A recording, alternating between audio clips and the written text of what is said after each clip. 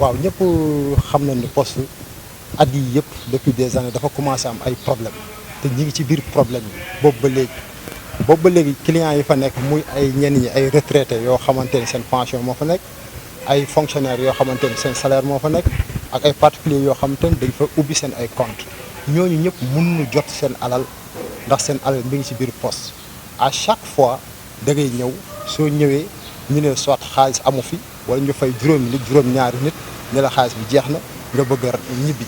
jusqu'à présent nii fi mu toll nii am nañ ñoo xam ne ba léegi jotaguñu seen salaire boo demee poste fekk leen fa loolu moo am si biir poste bi te ñun actuellement nii boo xoolee ñu wër xam ne dañ fi am ay mag am fi ay wayjur te ñooñu ñëpp ay père de famille lañu soxla seen alal ngir dundal seen njaboot loolu moo am poste actuellement nii. am nañu njàqare topp ci tabaski bi am nañu njàqare topp bu ñu gisee weeri passé li am ku toog ba le 15 jotuloo sa salaire xam ne bu tabaski bi ñëwee nga gën a am problème te xam nañ c'est une fête boo xamante ni nit ñi dañ ca fonk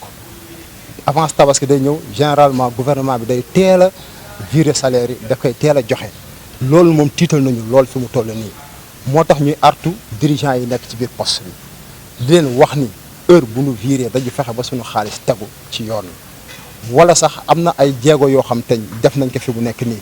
ndax ñun ñi fi nekk ñëpp xam nañu yoon duñ fi nekk di yooxu wala di sànni xeer wala di def leneen xam nañu lii yoon autorités yi nekk ci dëkk bi yëpp gis nañ leen monsieur Guèye wax na ko léegi gis nañ fi le préfet gis nañ le gouverneur gis nañ le directeur général de la poste gis nañ le payeur de la poste gis nañ le médiateur ba tout récemment la ñu bind une lettre adressée ko au ministre du finance et du budget ngir xamal que ni que weer wii ak weer yi ci topp ci lu mu gaaw suñu salaire wala suñu am li ñu fa am bu mu ko yóbbooti poste ndax poste amatul liquidité pour fay na ko yóbbu au moins trésor public ñu trouver un moyen boo xamante ne daanu mën récupérer suñu salaire ñi fa desandi nag nga xam ne ñoom dañ fa ubbi seen ay compte ñu xool lu jàppale nu leen joxe seen ay fonds jox leen seen xaalis parce que ñoom aussi toll nañ si diggante toll nañ ci problème lu nekk xew na ci am na si ñoo xam ne ñàkk nañ ci seen liggéey ndax nga yeewu 4 heures du matin bàyyi sa liggéey ñu toog bunt poste di xaar mu ubbi ñu toog ba midi wala 10 heures ni la xaalis amul nga bëgg dem sa bureau bu liggéey kay xam nga ne boo demee fekk fa demande d'explication ñu bëri dal na leen te actuellement c'est l'État qui est responsable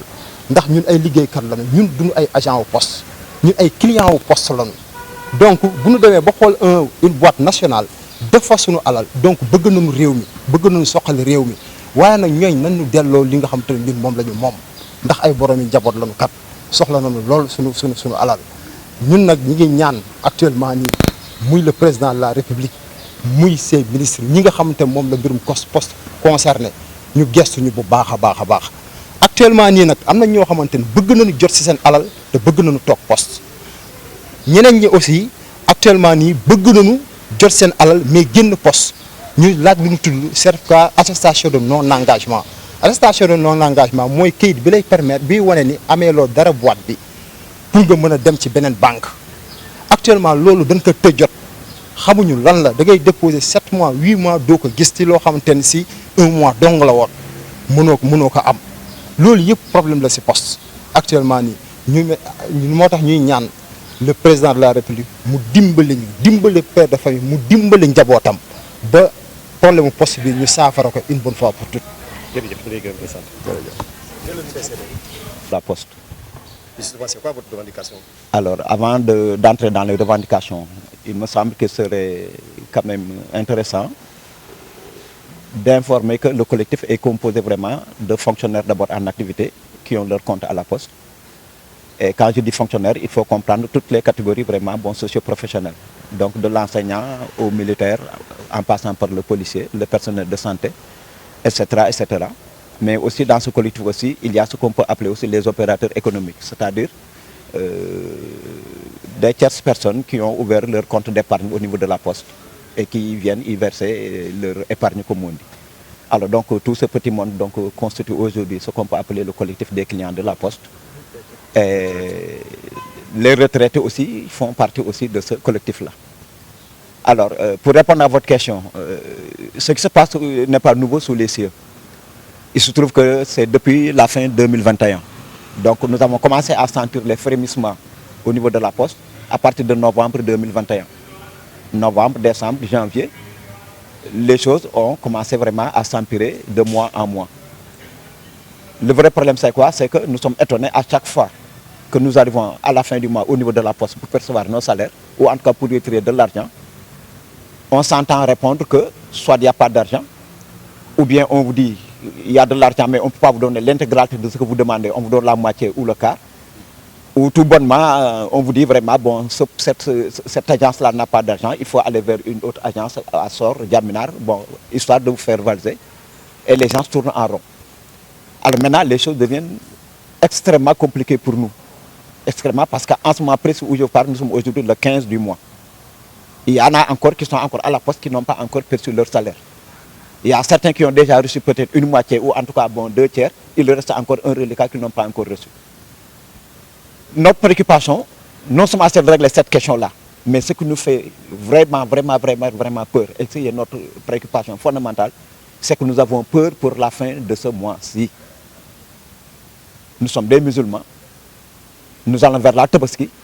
c'est vraiment un événement vraiment bon, marquant vraiment pour, dans la vie d'un musulman. Alors, imaginez aujourd'hui le 15, s'il faut attendre le 15 de l'autre mois pour percevoir son salaire, vous comprenez bien ce que je veux dire par rapport vraiment à ce qui nous attend par rapport à cette Tabaski-là. Alors, sur cette question, nous ne voulons pas du tout tergiverser. L'argent nous appartient. Nous sommes des travailleurs,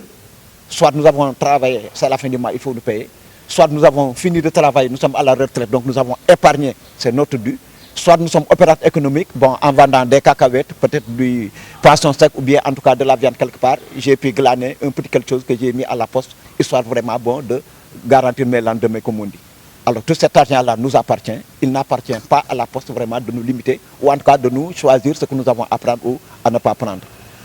Alors nous sommes clairs sur cette question-là. Le combat c'est que, compte tenu de la situation qui prévaut actuellement à la poste, parce que nous savons ce qui se passe à la poste,